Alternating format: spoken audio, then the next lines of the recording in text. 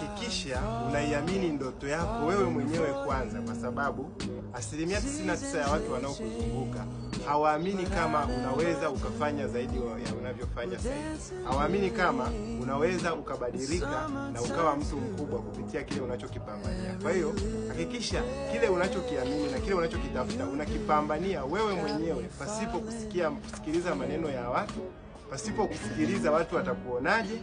Jambo la muhimu kabisa ni wewe mwenyewe kuiamini ndoto yako, kwa sababu imani itakusaidia sana wewe kufikia kule unakohitaji.